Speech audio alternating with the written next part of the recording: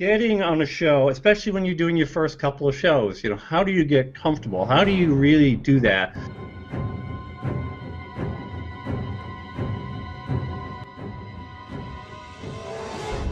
I want to get a dialogue going about the notion of comfort. What do you mean by comfort, Eric? There's a lot to learn in the beginning. Let me throw in one little tip about comfort, because it's not just you as the host, but it's also the team, the guest, everybody that's in the film strip. If they're not feeling comfortable, then the whole show is going to have a different flavor to it. So if you find during the pre-show time, which we call the green room, if you find that people are sort of freaking out, part of your job as a host is to try to calm them down and just get them into a regular conversational mode so that when they're in the show, the technology disappears, like I'm saying before. It's just part of your conversation, if you can. But I think there's a sub-point there, too, which is the more conversational you treat it in that pre-show thing, the more they get in the mode as they're just talking. Right. There's only so much you can do about pre-show jitters, your first few shows, like giving your first speech. The only way to get good at something is to get good at it.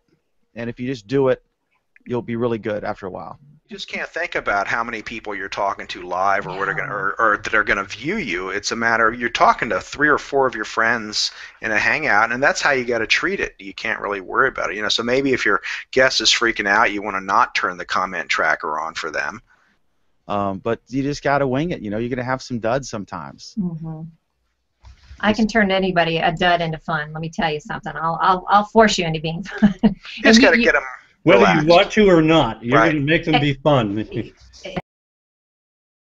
think just the most prepared you can be, that really helps you a lot. That is having a checklist. I've got a process map for every show that I just check, and a lot of that I got from, of course, starting out with Ronnie's class or with Ronnie's group, and then as a guest, just same thing. You just wing it, and if you make sure you watched maybe a couple shows of that person you're going to be a guest in your HOA and see what their style is and see if it fits for you.